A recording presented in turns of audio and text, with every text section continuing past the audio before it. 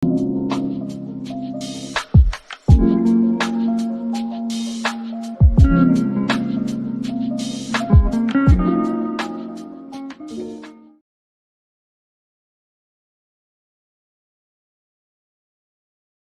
yassir li amri wahlul 'uqdatam min lisani yafqahu qawli. Assalamualaikum warahmatullahi wabarakatuh dan salam sejahtera yang berbahagia dekan, teman-teman dekan yang dinaikkan Tuan Penceramah Al-Fadhil Dr. Abdul Rahman Hamzah selaku penceramah pada pagi ini. Penyelaras program-program online Fakulti Sains Sosial dan Kebencanaan Cairul dan seluruh Fakulti Sains Sosial dan Kemanusiaan Universiti Teknologi Malaysia serta para tetamu, para undangan, para penonton yang dapat mengikuti program kerohanian Fakulti Sains Sosial dan Kemanusiaan untuk siri yang ke-44 di pagi Khamis yang penuh barakah ini, 20 hari bulan Rajab 1442 Hijrah.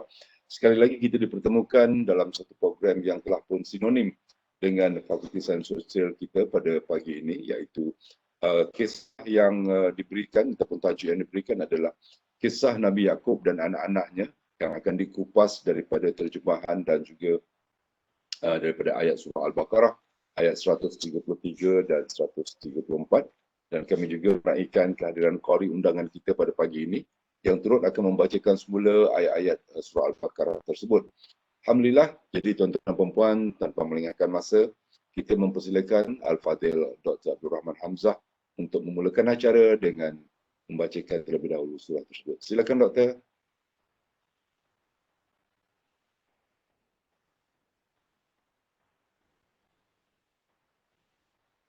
Bismillahirrahmanirrahim.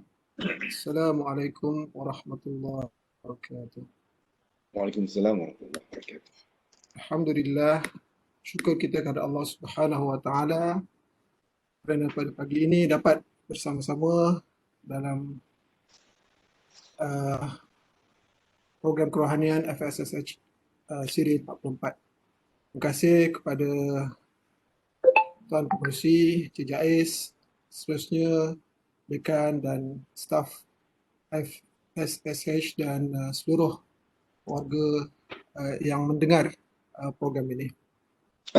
InsyaAllah saya akan mulakan dahulu program kita pada pagi ini dengan membaca Ummul Kitab Al-Fatihah.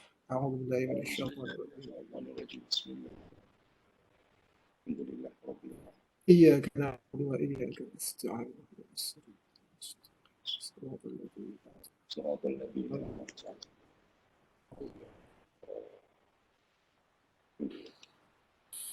أعوذ بالله من الشيطان الرجيم. بسم الله الرحمن الرحيم. أم كنتم شهداء إذ حضر يعقوب الموت إذ قال لبنيه ما تعبدون من بعدي قالوا نعبد إلهك وإله آبائك إبراهيم وإسماعيل وإسحاق إلها واحدا ونحن له مسلمون تلك أمة قد خلت لها ما كسبت ولكم ما كسبتم ولا تسألون عما كانوا يعملون. صدق الله العظيم. Sadaqallahul Azim. Alhamdulillah. Terima kasih kepada Al-Fadhil Dr. Abdul Rahman, dan kita persilakan qari undangan kita yang pertama, iaitu yang berusaha Encik Ikmal Alias. Silakan Ikmal. Assalamualaikum warahmatullahi wabarakatuh. Waalaikumsalam warahmatullahi wabarakatuh. A'udzu billahi minasy syaithanir rajim. Bismillahirrahmanirrahim. Am kuntum syuhada'a idh hadara يعقوب الموت إذ قال لبنيه ما تعبدون من بعد قالوا نعبد إلهك وإله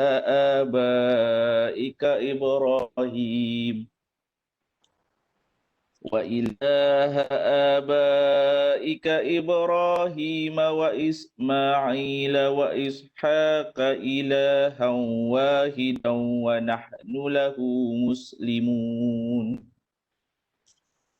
تلك أمة قد خلت لها ما كسبت ولكم ما كسبتم ولا تسألون عما كانوا يعملون. Sadaqallahul azim. Alhamdulillah, sadaqallahul azim. Seterusnya dipersilakan yang berusaha Saudara Zainal Abidin binti Kiman, Qari undangan yang kedua. Silakan Cik Zainal. Terima kasih Cik Jais. Assalamualaikum warahmatullahi wabarakatuh. Waalaikumsalam warahmatullahi wabarakatuh. A'udzu billahi minasyaitonir rajim. Am kuntum syuhada'a idh hadara Ya'qub al-maut idh qala li banihi ma ta'buduna min ba'di qalu na'budu ilahaka wa ilaha abaika Ibrahim wa Ismail wa Ishaq ilahan wahidan wa nahnu lahu muslimun. Tilka ummatun qad khalat laha ma kasabat wa lakum ma kasabtum wa la tus'aluna amma kanu ya'malun. Masya Allah, Masya Allah. Bagus bacaannya. Sadaqallahul azim. Alhamdulillah. Terima kasih Saudara Zainal. Seterusnya dipersilakan yang berusaha Saudara Encik Muhammad Hafiz bin Hassan. Silakan Hafiz. Terima kasih Cik Jais. Assalamualaikum semua. Waalaikumsalam warahmatullahi wabarakatuh. Auzubillahi minasyaitonir rajim. Am kuntum syuhada'a idh hadara Ya'qub al-maut idh qala li banihi ma ta'buduna min Ya'qub ba'di. al-mautu. Ya'qub al-mautu idh. Am kuntum syuhada'a idh hadara Ya'qub al-maut idh qala li banihi ma ta'buduna min ba'di. قالوا نعبد إلهك وإله آبائك إبراهيم وإسماعيل وإسحاق إلها واحدا ونحن له مسلمون تلك أمة قد خلت لها ما كسبت ولكم ما كسبتم ولا تسألون عما كانوا يعملون صدق الله العظيم. Sadaqallahul azim. Alhamdulillah. Terima kasih kepada Cik Muhammad Hafiz dan ketiga orang qari undangan yang telah membacakan surah ayat dari surah Al-Baqarah ayat 133 hingga 134 dan saya akan membacakan terjemahannya. Bismillahirrahmanirrahim. Ya, ini demikianlah wasiat Nabi Ya'qub. Bukan sebagaimana yang kamu katakan itu, wahai orang-orang Yahudi. Kamu tidak hadir ketika Nabi Ya'qub hampir mati. Ketika ia berkata kepada anak-anaknya, apakah yang kamu akan sembah sesudah aku mati? Mereka menjawab, kami menyembah Tuhanmu dan Tuhan datuk nenekmu Ibrahim dan Ismail dan Ishak, iaitu Tuhan yang Maha Esa, dan kepadanya lah sahaja kami berserah diri, yakni dengan penuh iman. Mereka itu adalah satu umat yang telah lalu sejarahnya. Bagi mereka, yakni balasan apa yang telah mereka usahakan, dan bagi kamu pula, yakni balasan apa yang kamu usahakan. Dan kamu tidak akan ditanya, yakni atau dipertanggungjawabkan tentang apa yang telah mereka lakukan. Baiklah, demikian tadi terjemahan surah Al-Baqarah ayat 133 hingga ayat 134. Dan untuk mengupas lebih lanjut, untuk sama-sama kita mendapatkan ilmu daripada kupasan ayat-ayat ini, majlis mempersilakan Al-Fadhil Abdul Rahman Hamzah untuk membawakan kisah Nabi Ya'qub dan anak-anaknya. Jadi silakan Al-Fadhil Doktor. Bismillahirrahmanirrahim. Terima kasih Encik Jais. Alhamdulillah, tadi kita telah dengar bacaan daripada kari-kari kita dan seterusnya terjemahan yang telah disampaikan. Jadi di dalam Al-Quran ini, tuan-tuan, puan-puan, ada ayat-ayat yang menyampaikan tentang hukum hakam. Ada ayat-ayat yang menceritakan tentang ilmu, sains, ilmu pelbagai bidang.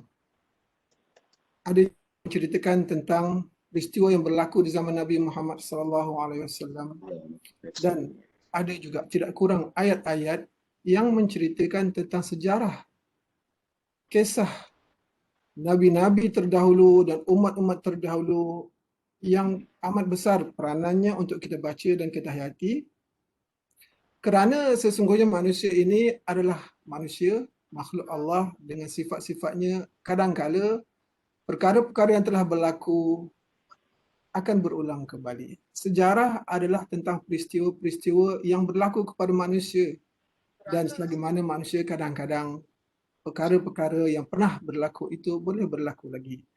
Dan dengan itu juga Allah mendatangkan kisah-kisah ini untuk kita baca, kita teliti dan untuk kita hayati. Sebab perkara-perkara ini adalah benar-benar telah berlaku dan supaya kita dapat mengambil pengajaran. Jadi dalam banyak-banyak kisah itu, hari ini insya-Allah kita ambil kisah satu daripada kisah-kisah yang banyak, iaitu tentang kisah Nabi Yaqub alaihissalam. Nabi Yaqub alaihissalam dengan anak-anaknya. Baiklah, sebelum kita bercerita tentang apa yang berlaku dan peristiwa yang telah dilalui oleh Nabi Yaqub dan anak-anaknya tadi, lebih baik kita ulang baliklah. Saya kira tuan-tuan puan-puan semua telah mengetahui siapakah itu Nabi Yaqub alaihissalam, namun tak apalah, kita ulang kembali bagi memantapkan lagi ingatan dan kefahaman kita supaya kita dapat lebih memahami kisah yang berlaku. Baiklah, Nabi Yaqub alaihissalam adalah putera, anak kepada Nabi Ishaq, yang mana Nabi Ishaq ini adalah anak kepada Nabi Ibrahim alaihissalam bin Azar bin Sam bin Nuh. Ibunya bernama Rifqah binti Batu'il bin Nahor bin Azar. Datuk Nabi Yaqub iaitu Nabi Ibrahim, sebagaimana kita ketahui, datuk kepada Nabi Yaqub itu Nabi Ibrahim. Nabi Ibrahim ini adalah bapa kepada Nabi Ismail, yang kita tahu kisahnya bagaimana Nabi Ibrahim berdoa dalam tempoh yang lama agar untuk dikurniakan zuriat. Baiklah tuan-tuan, alangkah Nabi pun kadang-kadang terpaksa menunggu benda yang dia inginkan. Nabi Ibrahim berdakwah lama dan antara doanya yang lambat untuk dikurniakan, dimakbul oleh Allah SWT, ialah tentang zuriat. Apatah lagi kita tuan-tuan kan. Jadi kadang-kadang kita ni berdoa, baru sekali, bodoh kali, bodoh kali kita rasa cepat kecewa. Sedangkan ini bukanlah sifat sebenar yang ditujukan oleh para Nabi. Jadi Nabi Ibrahim AS diriwayatkan, ada setengah kisah mengatakan umurnya ketika itu dah masuk 80 tahun. Barulah. Jadi macam tak percaya lah. Dan ketika itu isterinya, isteri pertama Sarah, yang kedua Hajar kan. Isteri yang kedua tu Hajar itu yang mengandungkan Nabi Ismail. Dan sampailah akhirnya dikurniakan anak yang pertama dengan umur yang dah lanjut, macam kata macam dah tak mensabah dah tapi alhamdulillah Allah SWT kurniakan kepada Nabi Ibrahim AS zuriat keturunan. Rupa-rupanya yang lambat itu rupanya menjadi sejarah dunia, sejarah manusia sampai hari ini, iaitu kisah Nabi Ibrahim, Nabi Ismail dan sebagainya, akan kita baca sebentar lagi. Jadi dalam kisah Nabi Ibrahim ini ada sebut dalam Al-Quran, maksudnya dalam Al-Quran itu maksudnya dan isterinya, iaitu Nabi Ibrahim isterinya, pada ketika itu berdiri mendengar, lalu ia ketawa kerana hilang perasaan takutnya. Maka kami pun memberikan berita yang menggembirakan kepadanya melalui malaikat bahawa ia akan mendapat seorang anak, yakni Ishak. Ya Allah SWT memberitahu, wahai Ibrahim, kamu akan dikurniakan anak, iaitu Ishak. Dan sesudah Ishak, ia pula akan mendapat seorang cucu. Yang ini daripada Siti Sarah lah. Maknanya Allah beritahu kepada Nabi Ibrahim bahawa dia akan ada anak bersarah tadi, Ishak, dan kemudian adanya cucu iaitu Yaqub. Jadi kisah Nabi Yaqub ini disebutkan ketika Allah SWT memberitahu ketika sebelum bapaknya lahir lagi. Jadi Nabi Isa pun memberi nama kepada anaknya iaitu Yaqub. Beliau dilahirkan di Kanaan, Palestin, iaitu lebih kurang 30 batu ke utara Jerusalem. Apakah maksud Yaqub? Yaqub dinamakan juga Israel, dipanggil juga Israel. Ibrani. Israel, kalau kita yang ujung-ujung ada el itu bahasa Ibrani. Jadi maksud Israel itu maksudnya apa? Roh Allah atau roh Allah. Isra itu roh, il itu Allah. Sebab itu kita tengok nama-nama pada kalangan generasi terdahulu, ada para nabi dan sebagainya. Contohnya lah Ismail, ada il ujungnya. Il itu ialah Allah, Tuhan. Isma itu dalam bahasa Ibrani maksudnya yang mendengar. Pendengaran, yang maha mendengar, iaitu pendengaran ataupun pendengaran Allah Subhanahu Wa Taala. Mikail, Israel, banyak perkataan-perkataan ni kalau kita pasti Jibril, asal Jibrail dipanggil Jibril. Jadi ini semua bahasa-bahasa yang mana ujung tu ialah bermaksud Allah atau Tuhan atau Allah Subhanahu Wa Taala. Jadi daripada Yaqub inilah dinasabkan keturunan Bani Israel, anak-anak Israel. Bani Israel maksudnya apa? Bani itu anak. Bani Israel. Bani Israel itu anak-anak Israel. Siapa Israel itu? Israel itulah Yaqub alaihi assalam. Perkara yang dapat dilakukan melalui firman Allah SWT. Semua makanan dalam Quran Allah sebutkan, semua makanan adalah halal bagi Bani Israel. Untuk anak-anak Israel. Semuanya halal. Melainkan makanan yang telah diharamkan oleh Israel. Iaitu Yaqub untuk dirinya sendiri. Ala nafsih. Dirinya, Yaqub sendiri mengharamkan makanan tersebut untuk dirinya. Jadi kemudian barulah dia diwarisi oleh anak cucunya sebelum Taurat itu diturunkan. Katakanlah, jika kamu mengatakan ada makanan yang diharamkan sebelum turun Taurat, maka bawalah Taurat itu. Lalu bacakanlah. Ya, jika kamu orang-orang yang benar. Keturunan para Nabi. Firman Allah Subhanahu Wa Taala, sesungguhnya kami telah turunkan wahyu kepadamu wahai Muhammad sebagaimana kami telah turun kepada Nuh dan nabi-nabi yang kemudiannya. Dan kami telah wahyukan kepada Ibrahim, Ismail, Ishak, Yaqub dan anak cucunya Isa, Ayub, Yunus, Harun dan Sulaiman. Dan kami turunkan kitab Zabur kepada Daud.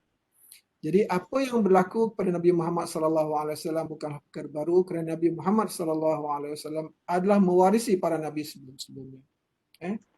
Dan menyampaikan risalah dakwah kepada umat manusia. Dan mereka inilah sebenarnya yang menyampaikan agama inilah yang akan terus dicantikkan arah sebagai manusia-manusia yang memberikan hidayah, menyebarkan Islam ke seluruh dunia.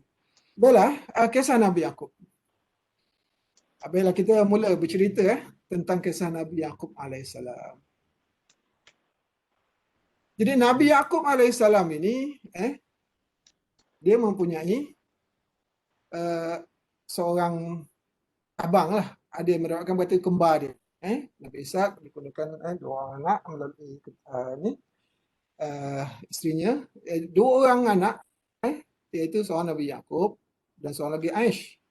Aish ini dikatakan kembar kepada Nabi Yaqub alaihissalam. Cuma si Aish ini lahir dahulu. Dan Yaqub yang kemudian, yang kedua. Jadi secara nalurinya Nabi Ishak ni lebih cenderung kepada Aish kerana Aish yang lahir dahulu. Jadi biasanya kadang-kadang setengah bapa itu dia cenderung untuk beri perhatian kepada anak yang pertama, anak yang tua. Sebab apa? Ialah dia nak dapatkan hubungan, memastikan anak pertama tuan-tuan perempuan kita pun yang pernah melaluinya bila dapat anak pertama tu kan kita punya excited kita dan kemudian kita nak segala-galanya ilmu, perasaan, sayang dicurahkan itu supaya dia dapat mewarisi inilah yang mewaris kita kan dan sebagainya. Jadi perasaan Nabi Ishak itu kepada Nabi Yaqub kepada Aish itu sebagai anak yang pertama itu agak kuat dan diberikan perhatian. Sedangkan isterinya pula lebih cenderung menyayangi Nabi Yaqub. Nabi Yaqub itu merupakan anak yang terakhir. Anak yang kemudian. Jadi dia sukalah anak yang kecil, paling kecil. Lepas dia tak ada anak lagi gitu. Jadi sekarang begitulah anak bongsu. Jadi orang yang ada anak bongsu tahulah anak ramai kan, anak 10 orang. Kan? Dia mula-mula anak pertama dia garang, straight je kan. Yang kedua kata, sekali dah anak ayah akhir, ayah ni, mak ni tak pernah marah adik. Jadi yang anak yang terakhir tu kadang-kadang, terutamanya ibu, pasal apa? Itulah, sebelum dia main baby dan sebagainya. Yang terakhir itulah, lepas dia tak ada lagi dah. Jadi kadang-kadang begitu berlaku. Jadi, pada satu ketika, Nabi Ishak teringin, nak kata ngidam, lelaki lah kan, tapi takkan ngidam. Tapi begitulah, keinginan untuk rasa daging rusa ni begitu kuat. Lalu dia pun dia teringin tu, maka dia pun cakaplah, Aish, boleh tak carikan ayah teringin sangat nak makan, nak makan rusa. Boleh tak kau tolong carikan, tolong buru. Jadi bila dia kata gitu, dan dia pun beritahu pada isteri dia teringin kan nak makan rusa begini kan. Jadi bila si isteri ni tahu, maka dia tahu ayah dia kalau nak sesuatu tu ayah dia bersungguh-sungguh kan. Maka dia pun cepat-cepat memberitahu Nabi Yaqub AS untuk cepat-cepat usahakan. Jadi siapa yang dapatkan dahulu itu tentulah dapat tempat di hati ayahnya kan. Jadi kau cepat-cepat siapa kau mesti dapatkan dahulu. Maka pergilah.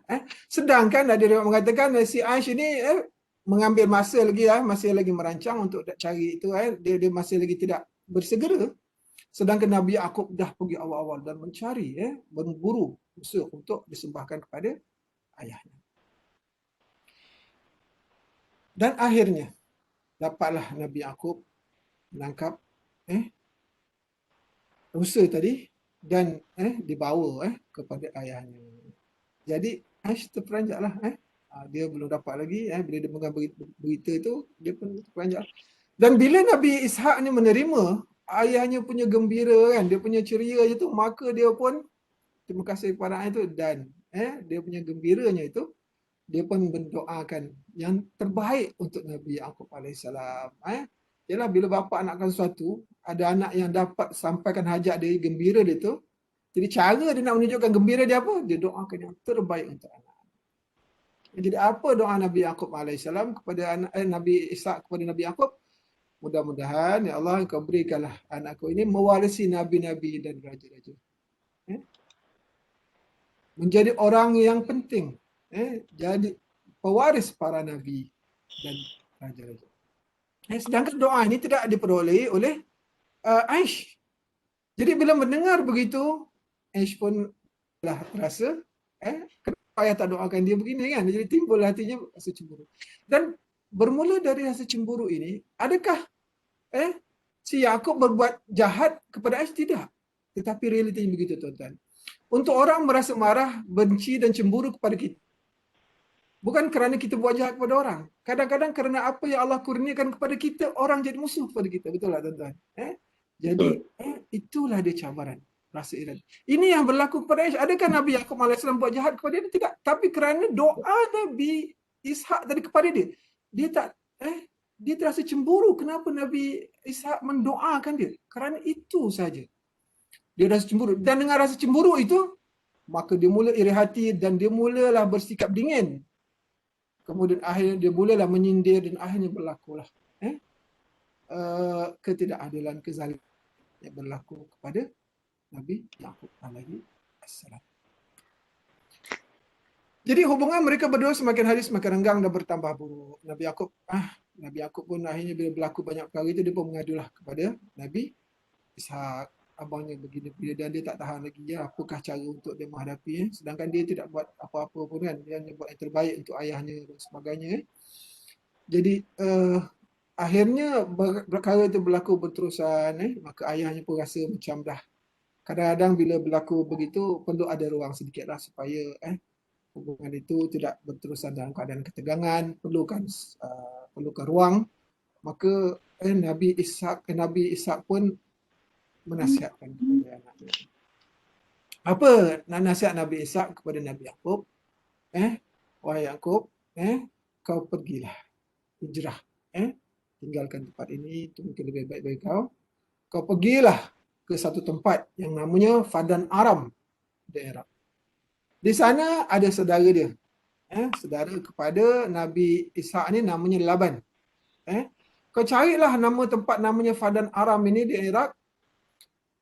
sampai sana kau carilah nama Laban dan sampai ke sana dan kau sampaikanlah pesan aku ni supaya sampaikan salam ayah kepada pakcik kau ni.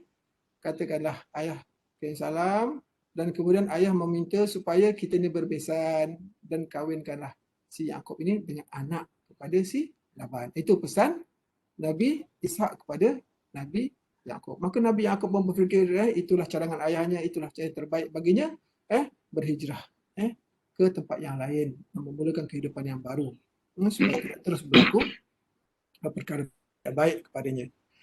Jadi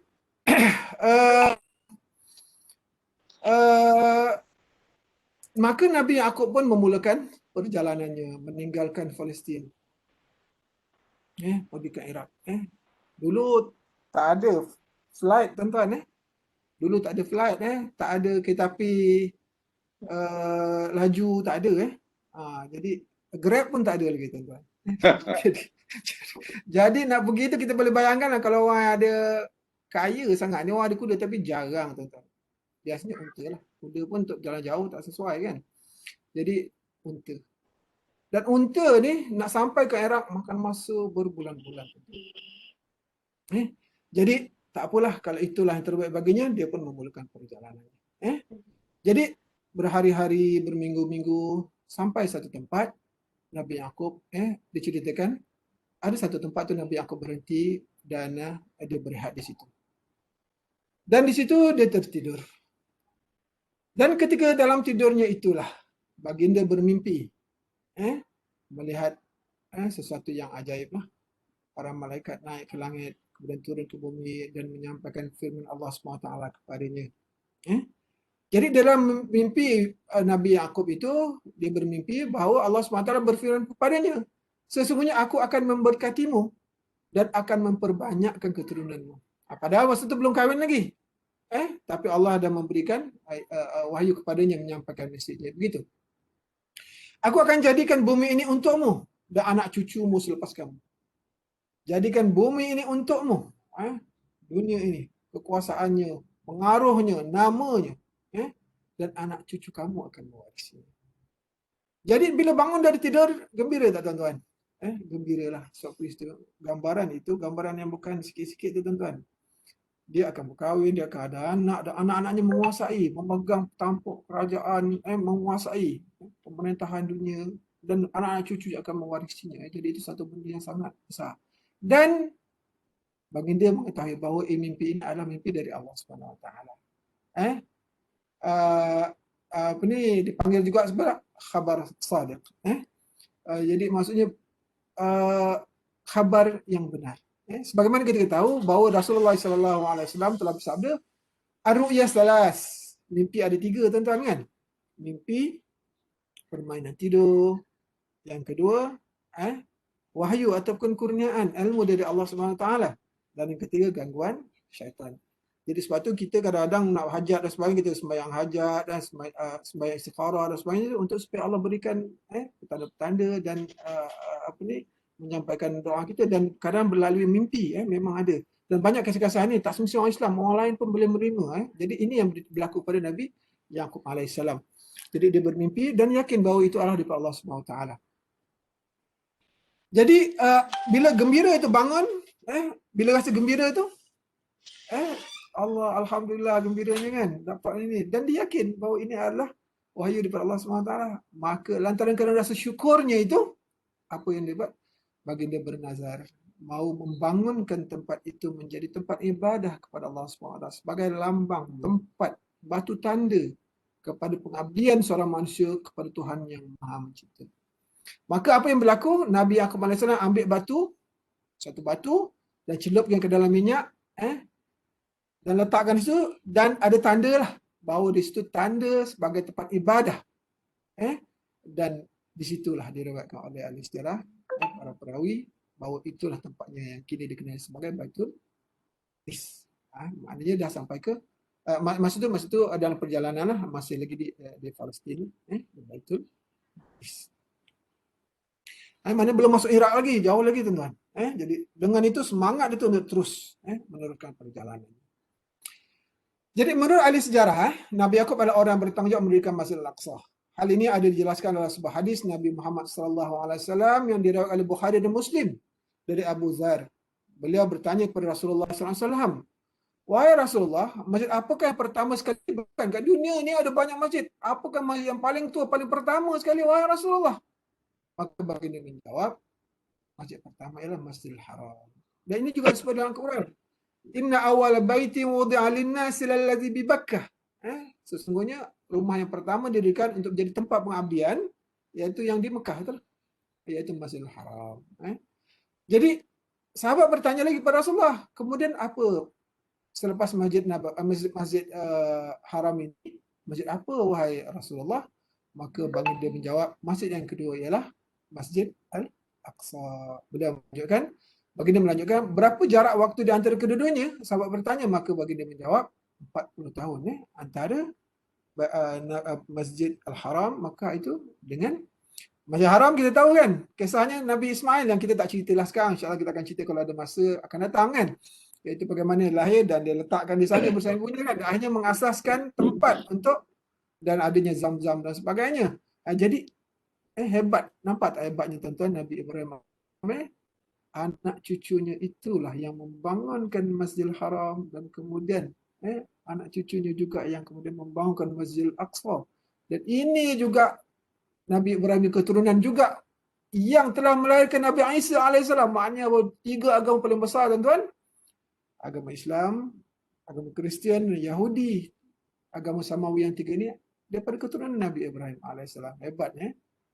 Penantian mendapatkan keturunan. Dari keturunan ini memang Allah makbulkan. Dia menjadi pembesar-pembesar. Jadi pimpinan-pimpinan seluruh dunia. Majoriti dunia adalah di bawah 3 agama paling besar. Baiklah. Setelah berhari-hari sambung lagi. Bukan hari tuan-tuan, berbulan-bulan. Melewati padang pasir, tibalah Nabi Yaqub AS di kota Padan Al-Arab. Dia bertanya kepada salah satu penduduk, ada sampai kota itu nampak bangunan, nampak ada penginapan di situ, bandar itu, maka dia bertanya pada seorang penduduk di situ, di manakah, siapakah orang yang nama Laban bin Batuil, mana rumahnya, saya sedang mencari, boleh tak tunjukkan saya jalan di mana. Maka nak pergi ke rumah Laban. Kebetulan masa tu ada si Rahel ini. Jadi dia kata, itu dia. Nah, ni Rahel ni, perempuan ni namanya Rahel ni anak kepada Laban. Jadi ini ada jumpa kan, maka kenalkan.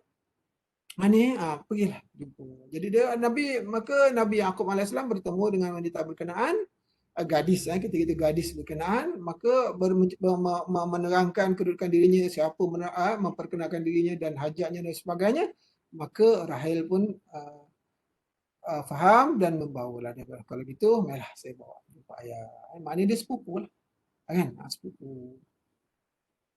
Jadi dia pun bertemu dan bertemu kepada ayahnya, iaitu Laban bin Batuil. Jadi bila sampai bertemu jumpa pakciknya ini, maka Nabi Yaqub pun menceritakanlah kisah yang berlaku panjang lebar. Maka Laban ini pun mendengar kisahnya itu dan memahaminya, dan Nabi Yaqub juga menyampaikan pesan ayahnya supaya Nabi Yaqub dikahwinkan dengan anaknya Laban. Itu pesan ayahnya. Itu pesan ayahnya. Jadi Laban pun kalau nak kahwin dengan anaknya boleh, tapi ada syarat, kata Laban. Apa syaratnya?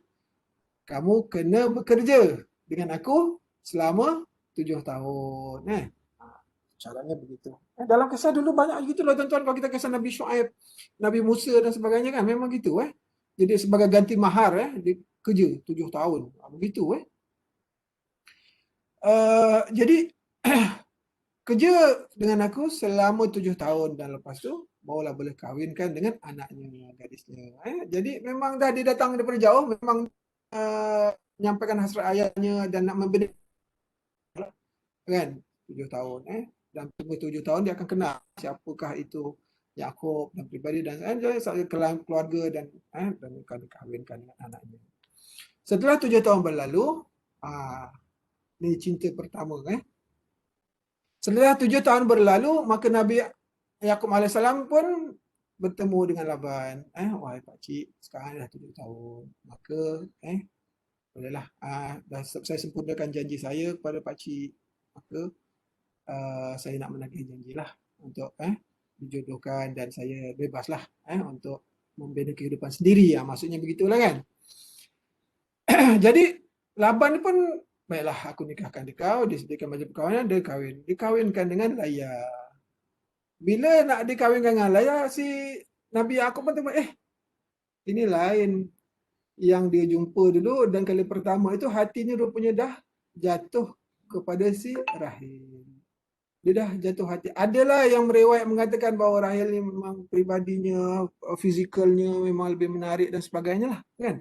Tapi nak ceritanya Nabi Yaakob dah hati dia tak ada pada orang lain. Wahai ayah kan, wahai pakcik, susah hati saya dah terikat, dah terpanah ke hati si Rahil. Jadi tak tahu boleh nak cabut dah panah perasaannya tu kan. Jadi macam mana ni kan, saya dah selama ni 7 tahun memang ingat nak ke Rahil. Tiba-tiba lah yang lain pula jadinya kan, macam mana ni kan. Jadi maka jadi Nabi Yaakob kata si Laya ni, ada yang kata Laya ni lebih tua. Jadi kena dikata kahwinkan dengan Laya dulu kan. Jadi si bapa ni dia ada kuasa, dia tak semestinya dia nak menerima sesiapa yang Nabi Yaakob ni pilih kan. Kalau nak, tak semestinya dia nak. Jadi kata kau kena kahwin dengan Laya. Itu yang aku nak izinkan, aku benarkan dah. Tapi dia kalau dah macam panahannya tu dah, orang kata hati dah terkena, memang tak boleh nak lupa sangat lah, macam tengah sangat, boleh. Tak apa kata Nabi, kata Laban, ada dengan syarat. Syaratnya apa? Kau kahwin dengan Laya, kerja lagi 7 tahun. Aduh. Kerja berat. Tapi nak ceritanya, cinta sejati Nabi Yaakob pada Rahil itu, sanggup. Ya tak apalah, 7 tahun lagi 7 tahun lah. Akhirnya dia berkahwin. Cuma diriwayatkan oleh para mufassirin, kita kena faham bahawa hukum perkahwinan adik-beradik ada ketika itu adalah diharuskan. Sehinggalah turun surah An-Nisa ayat 23 yang mengharamkan mengahwini adik-beradik, dikumpulkan 2 beradik oleh satu suami dalam satu masa. Kalau dah meninggal baru kahwin satu lagi boleh. Tapi kalau 2 orang serentak tak boleh. Tapi zaman ini hukum itu belum ada. Maka akhirnya tuan-tuan, maknanya 14 tahun baru dia dapat kahwin dengan si Rahil. Maka nak ceritanya doa Nabi, apa yang dimimpikan oleh Nabi Yaakob alaihissalam, sebagaimana akan dikurniakan anak cucu keturunan yang akan menguasai dunia kan, mempengaruhi dunia, memberi kesan, berlaku selepas itu. Dan jadi Nabi Yaakob bukan saja berkahwin dengan 2 ini tadi, Rahil dengan Laya, tetapi juga ada 2 lagi isterinya yang lain. Yang 2 orang ini hamba saya, dia membantu merdekakan Zulfa dan Balha ni, dan untuk mendapat keturunan yang baik-baiklah. Maka Nabi Yaakob AS berkahwin dengan Pak Syed dan dikurniakan 12 orang anak kesemuanya. 12 orang anak. Begitulah tuan-tuan. Jadi melalui Laya, isteri pertama tadi, lahirlah Rabin, Syamun, Lawi, Yahuza. Yahuza ni itu nama tu, ingat Yahuza menjadi Yahudi. Yakasir dan Zebulon. Kemudian isteri yang kedua Rahil melahirkan Nabi Yusuf dan Bunyamin. Nabi Yusuf alaihissalam, kita tahu kisahnya, dan Bunyamin yang sentiasa menyokongnya kan. Dia ada beradik satu ibu, tuan-tuan. Rahil. Yang ketiga Zulfa melahirkan Ja'ad dan Ashir. Dan yang keisterinya yang terakhir Balha melahirkan Da'an dan Nafrali. Maka semua ahli keluarga Yaakob disebut sebagai Al-Asbat, bermakna kabilah Bani Israel. Ini semua Bani Israel. Maka sampai ke bawah-bawah tu kan banyak yang jadi nabi, ramai daripada Bani Israel ni tuan-tuan. Jadi itu keturunan siapa? Keturunan Nabi Yaakob alaihi assalam. Yang jadi Yahudilah, yang banyak Israel yang masuk Islam, jadi para nabi dan sebagainya. Jadi hebatnya orang yang bernama Yaakob, dan hebatnya datuknya tadi yang bernama Ibrahim, manusia yang dilantik oleh Allah Subhanahu wa taala. Anak kesayangan ini saya ambil sikitlah kisah anak kepada Nabi Yaakob ini, salah seorang yang popular kisahnya sehingga disebut dalam Quran sebagai Nahnu naqussu 'alaika ahsanal qasas. Kami menyampaikan kepada kamu sebaik-baik kisah, seindah-indah kisah. Kisah kan banyak. Cerita macam-macam cerita, tuan-tuan. Kita macam kisah-kisah ni, dia Cinderella lah, kisah apa ni, Pak Pandir lah, kisah. Banyak kisah, tuan-tuan. Kisah raja-raja dahulu dan banyak kisah. Tapi Allah SWT menyampaikan kisah. Dalam Quran sendiri pun kisah sahabat, kisah ahli kahfi, asbab bukan banyak. Tapi Allah SWT mengatakan, Nahnu naqussu 'alaika ahsanal qasas bima awhayna ilaika hadzal Quran. Ini menyampaikan kepadamu sebaik-baik kisah, sebaik-baik cerita, seindah-indah cerita. Kisah apa? Kisah Nabi Yusuf. Jadi pun insya-Allah saya tak sentuh panjanglah tentang kisah Nabi Yusuf ini, tetapi disebut dengan panjang lebar. Sehingga kan kisah Nabi Yusuf ini dikarang semula, ditulis semula oleh banyak penulis di dunia ini. Menjadi kisah-kisah yang panjang lebar. Dan maka bertambahlah kisah-kisah di tokok tambah dan sebagainya tentang percintaan lah, tentang kehebatan, pengorbanan dan sebagainya. Cuma saya nak ambil kisah sini sikit bahawa Nabi Yusuf AS ini pun berlaku, tuan-tuan. Maknanya politik dalam keluarga. Politik dalam keluarga yang adanya hasad dengki, cemburu-mencemburui, sehingga kan sepatutnya adik-beradik ni saling tolong-menolong, saling kasih mengasihi, akhirnya sanggup berlaku sampai nak buang. Betul. Nak bunuh asalnya, tuan-tuan. Nak bunuh Nabi Yusuf ni. Pasal apa salah Nabi Yusuf tu?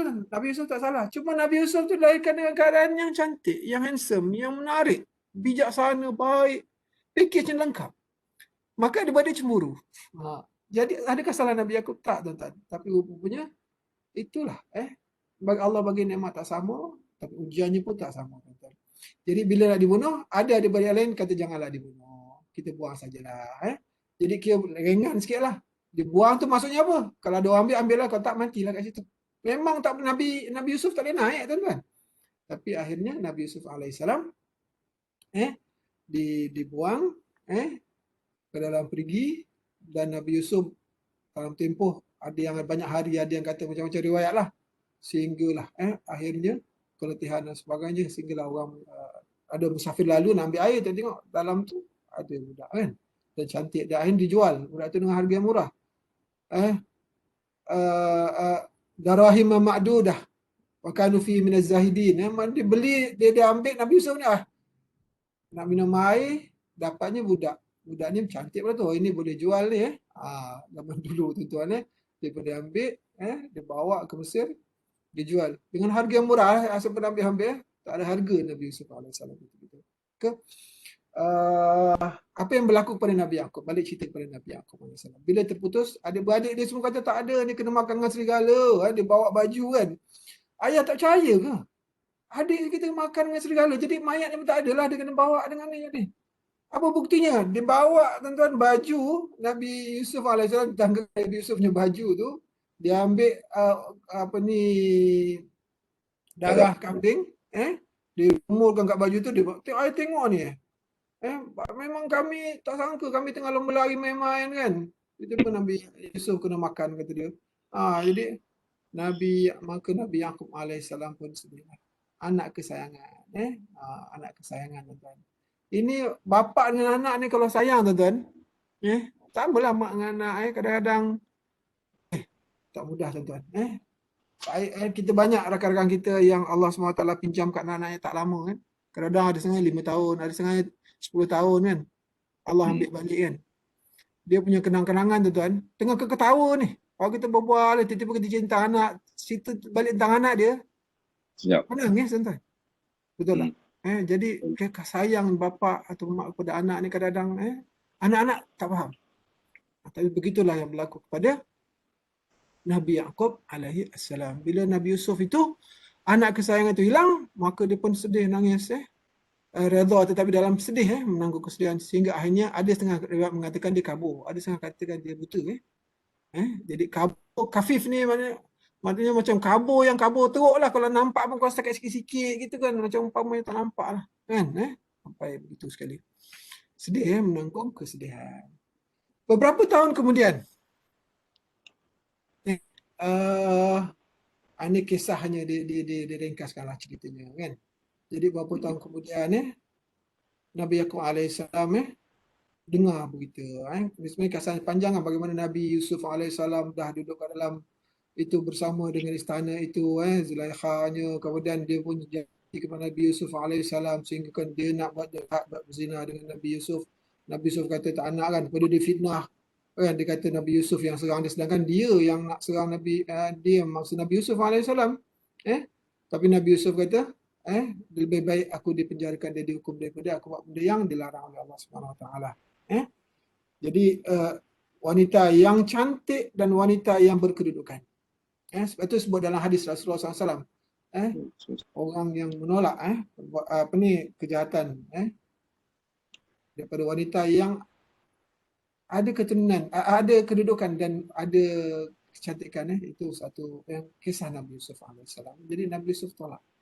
Dan akhirnya lantaran kerana itu, maka Nabi Yusuf alaihissalam fitnah dan akhirnya dipenjarakan. Sehinggalah berlaku dalam penjara itu kisah-kisah yang saya kira masyhur, tuan-tuan puan-puan semua tahu kisah itu. Bagaimana Nabi Yusuf alaihissalam melalui itu dengan kesabaran. Jadi budak orang suruh dia buat, boleh bayang tuan-tuan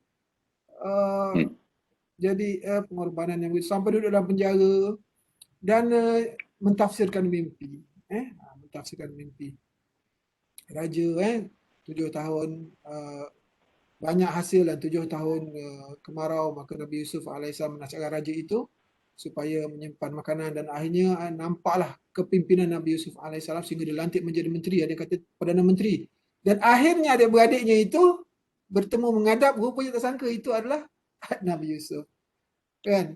Maka Nabi Yusuf tahu, inilah adik-beradik aku yang buat dajjal ke dia kan. Ada kecil, tak buat apa-apa pun dia boleh buang ke dalam perigi. Kalau Nabi Yusuf nak balas dendam, senang tangkap je masuk penjara. Tapi adakah Nabi Yusuf buat begitu? Tidak. Maka Nabi Yusuf alaihissalam adalah sedia dalam dan sebagainya dan bertanyakan tentang ayahnya. Maka Nabi Yusuf akhirnya pesan kepada adik-beradiknya itu kan, pada lelaki-lelaki itu untuk bawa baju ini bertemu dengan Nabi Yaqub alaihissalam. Cuma yang pelik tuan-tuan, kasih ayah Nabi Yaqub alaihissalam kepada Nabi Yusuf ni, dalam kisah tu disebutkan bagaimana dia bawa baju ni kan, agak kamis, sedikit baju lah kan, baju kamis lah kan. Nabi Yusuf ni dia bagi baju dia ni, gamis dia ni, kepada adik-beradik dia ni untuk dipersembahkan kepada Nabi Yaqub alaihissalam. Dia bawa itu sampailah kepada Nabi Yaqub alaihissalam. Nabi Yaqub yang buta ketika itu, kabur, yang rabun ketika itu, ambil, inilah ajidu riha Yusuf, kata dia. Ajidu riha Yusuf. Aku ada bau Yusuf lah, kata dia. Bau Nabi Yusuf tu Nabi Yaqub kenal, tuan-tuan. Bertahun-tahun. Maknanya ya Allah, dia kenal. Sebab tu tuan-tuan, bapa-bapa kita ni tuan-tuan dengan anak-anak, itulah balik cerita bagaimana anak-anak ni kadang dia tidak tahu kasihnya bapa kepada anak-anak. Tapi bapa ni sampai kan dalam kisah Nabi Muhammad SAW bila disebutkan bila Nabi Muhammad SAW berdakwah, mereka tak percaya pada dakwah Nabi Muhammad kan. Sedangkan mereka tahu ya'rifunahu kama ya'rifuna abna'ahum. Sedangkan mereka tahu ciri-ciri Nabi itu yang disebutkan dalam kitab sebelumnya, sebagaimana mereka kenal anak-anak mereka. Maknanya apa? Bapa ni tuan-tuan kenal anak-anak dia. Dan dalam kisah Nabi aku sampai bau Nabi Yusuf, tak tahulah baunya macam mana kan. Tapi ada, rupanya setiap orang ni ada bau ni. Special, setiap orang ni ada baunya sendiri. Cuma kita tak sampailah ke tahap tu kan. Tapi Nabi dia kenal, ini bau Nabi Yusuf. Apa kata adik-adik? Oh, memang berat bapak kita ni. Masih lagi macam dulu. Ingat dah lama tak ada Nabi Yusuf, dia dah lupa lah Nabi Yusuf. Rupanya tak berubah ayah kita ni. Datang balik perasaan cemburu bau adik-beradik dia. Jadi tapi itulah mereka terpaksa terima hakikat bahawa inilah kasih seorang ayah pada anaknya. Yang Nabi Yusuf, Nabi Yaqub bukan dia minta, tapi itulah naluri, kan? Naluri seorang ayah. Kadang-kadang ada begitu. Jadi dia pun ambil baju tu belum sampai pada dia, dah bau dulu.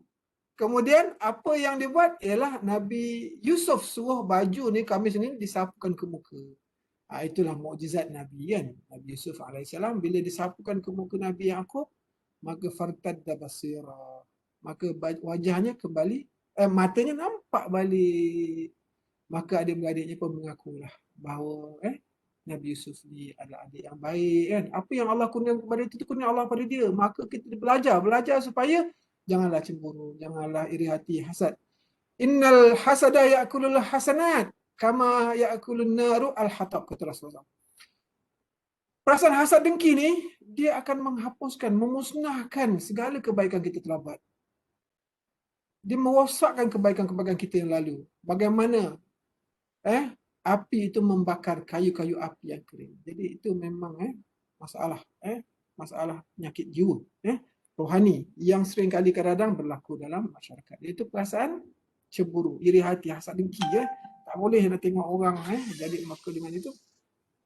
Akhirnya tetapi apa yang berlaku kepada Nabi Yaqub ini, dan Nabi Yusuf boleh menjatuhkan hukuman, kan? Tetapi tidak, dia dapat kembali dan kembali bersama keluarga di Mesir. Firman Allah SWT.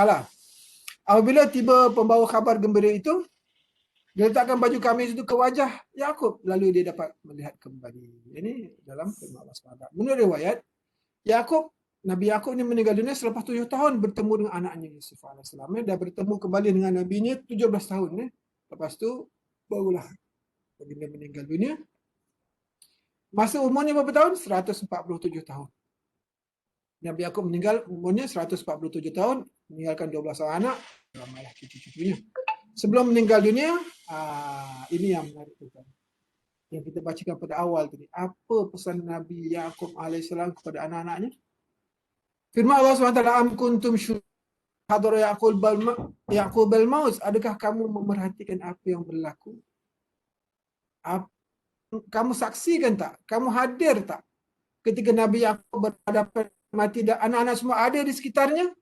Yaqub alaihissalam, adakah dia pesan supaya jaga bisnesnya?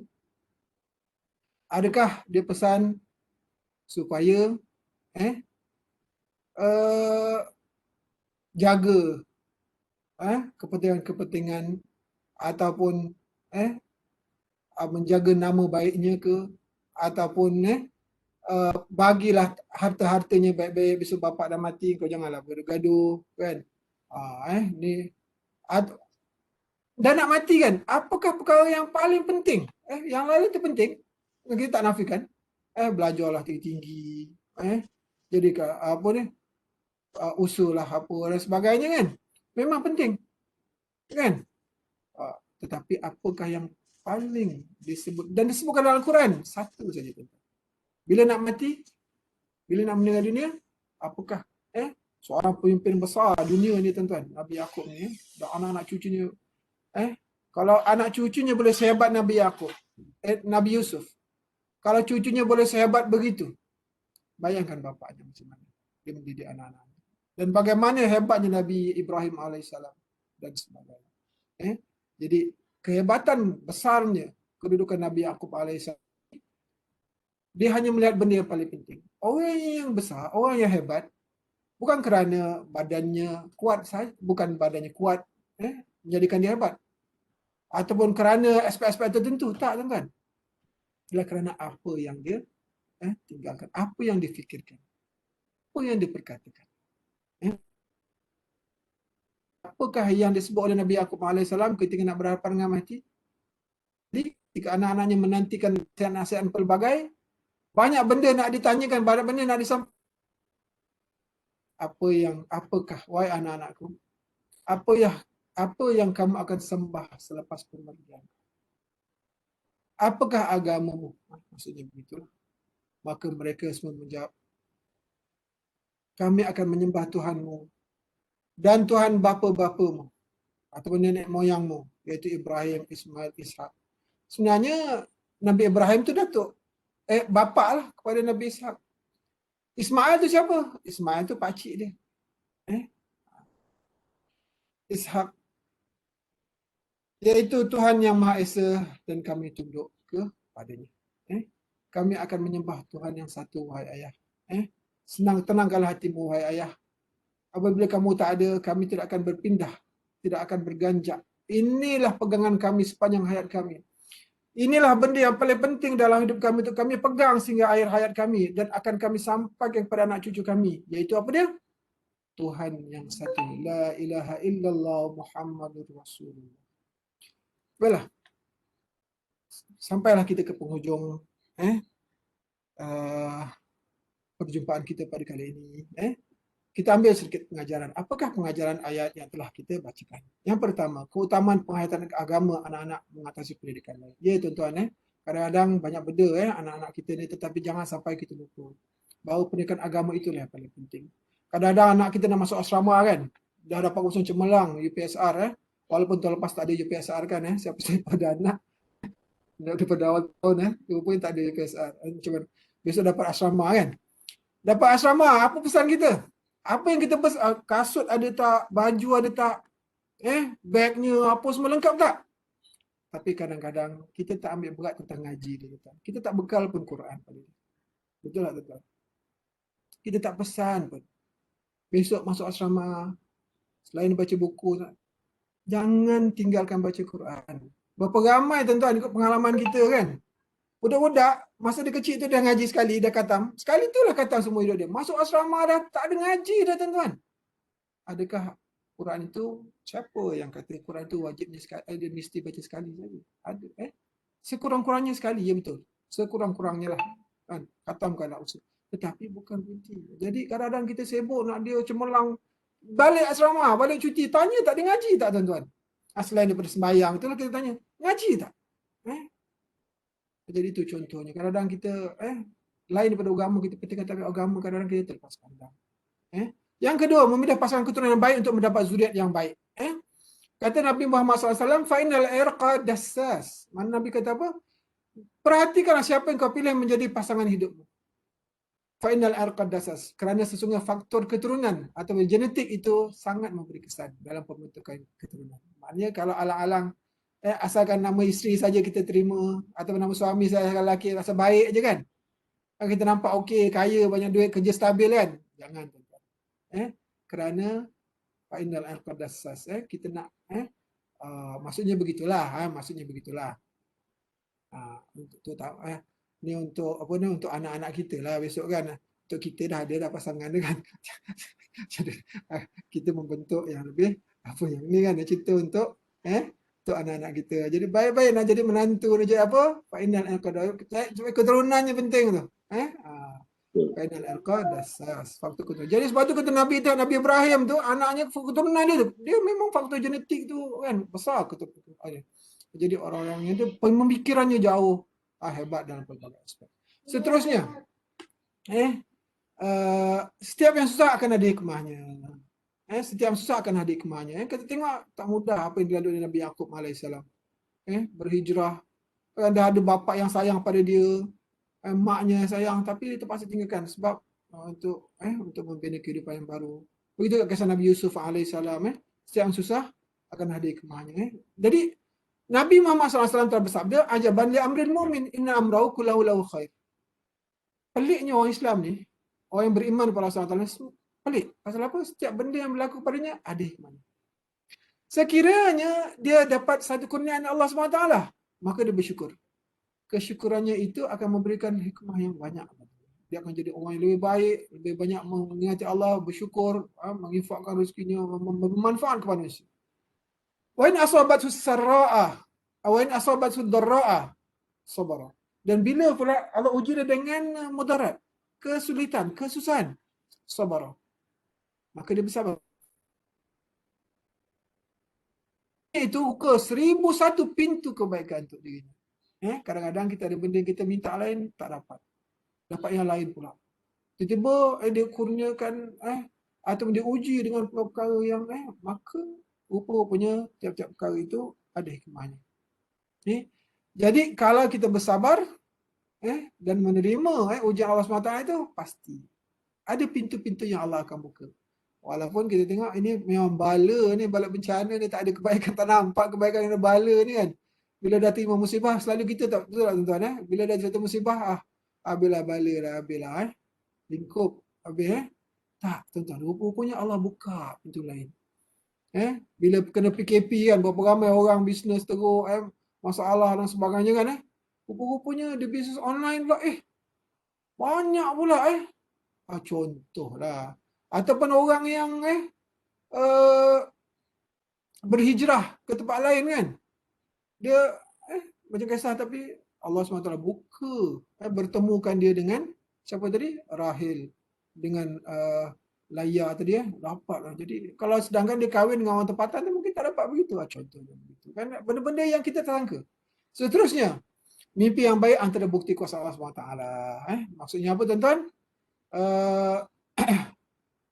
Mimpi-mimpi yang baik ini antara bukti kuasa Allah. Maka menunjukkan bahawa mimpi ini tadi kurnia Allah kepada siapa yang dikehendaki.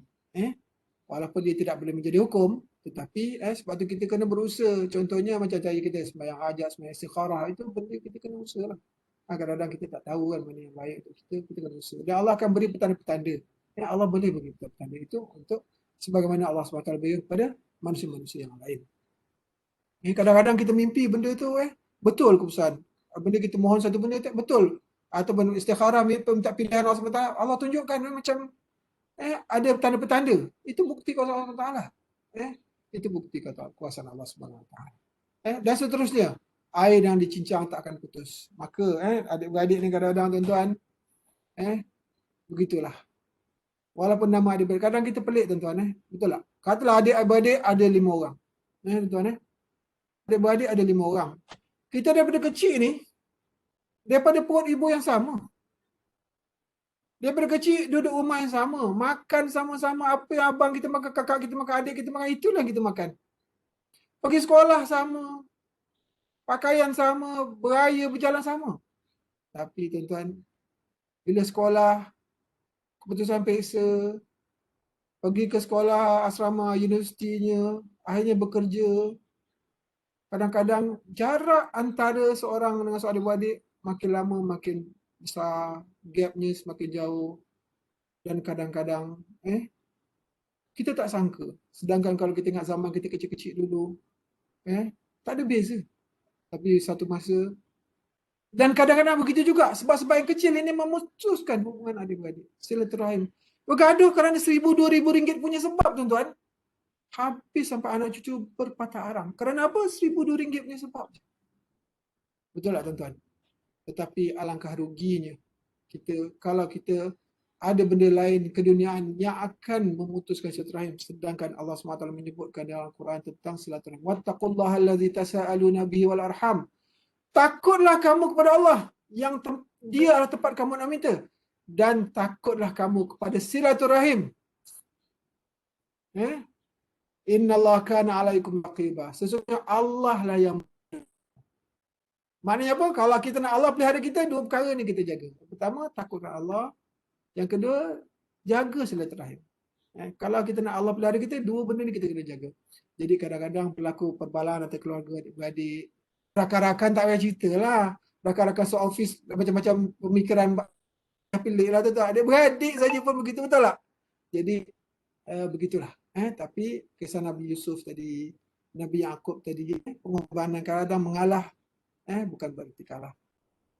Apa yang kita sampaikan di sini, apa yang saya sampaikan jadi peringatan lah.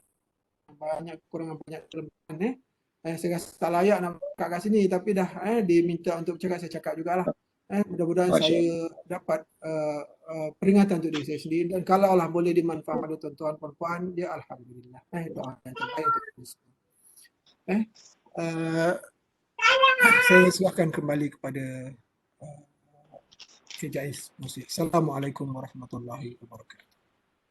Waalaikumsalam warahmatullahi wabarakatuh. Alhamdulillah, terima kasih kepada Al-Fadhil Dr. Abdul Rahman Hamzah atas perkongsian kisah Nabi Yaqub dan anak-anaknya yang sangat menarik, yang banyak kita boleh ambil iktibar sebagai ilmu dan panduan untuk kita saling menyayang, saling sayang menyayangi antara adik-beradik kita dan ahli-ahli keluarga kita dan juga sahabat-sahabat kita dalam menjalankan hubungan silaturahim yang lebih baik dan dirahmati insya-Allah. Alhamdulillah, itu tadi pengajaran yang diambil daripada surah Al-Baqarah ayat 133 hingga ayat 134 dan sebelum menutup majlis, seperti biasa saya persilakan Al-Fadhil Ustaz Dr. Abdul Rahman untuk memimpin bacaan doa. Silakan. Bismillahirrahmanirrahim. Alhamdulillahirabbil alamin wassalatu wassalamu ala sayyidina Muhammadin wa ala alihi washabbihi ajma'in. Allahumma faqihna fid din wa 'allimna at-ta'wil wa hdina siratal mustaqim. Allahumma arina al-haqqa haqqan warzuqna ittiba'ahu wa arina al-batila batilan warzuqna ijtinabah. اللهم اغفر لنا ولوالدينا وارحمهم كما ربونا صغارا ولجميع المسلمين والمسلمات والمؤمنين والمؤمنات برحمتك يا ارحم الراحمين. ربنا هب لنا من ازواجنا وذرياتنا قرة اعين واجعلنا للمتقين اماما. ربنا اتنا في الدنيا حسنة وفي الاخرة حسنة وقنا عذاب الجنة والابرار. يا غفور يا رب العالمين. صلى الله على سيدنا محمد وعلى اله وصحبه وبارك وسلم والحمد لله رب العالمين. Amin. Alhamdulillah. Terima kasih Dr. Abdul Rahman. Baiklah tuan-tuan dan puan, kita sampai ke penghujung acara ataupun program Kerohanian siri ke-44. Sebelum kita bersurai, pemberitahuan untuk minggu hadapan insya-Allah pada program Kerohanian FSSH siri yang ke-45 akan berlangsung di tarikh dan hari yang sama, iaitu pada hari Khamis minggu hadapan jam 8.15 pagi, yang akan membawakan tajuk Mikhraj Solat dan Doa yang akan dibimbing oleh Al-Fadhil Dr. Nur Azma Lail bin Marni. InsyaAllah sampai kita menunggu hari tersebut dan meneruskan lagi siri-siri program kerohanian untuk kita menjadi insan yang lebih baik daripada semalam. Jadi sekali lagi, terima kasih kepada Al-Fadhil Dr. Abdul Rahman, kepada Encik Airul selaku penyelaras program dan semua para tetamu dan juga undangan. Untuk itu, semoga kita semua dirahmati. Sekian. Wabillahi taufiq wal hidayah. Assalamualaikum warahmatullahi wabarakatuh. Selamat pagi, kita jumpa lagi.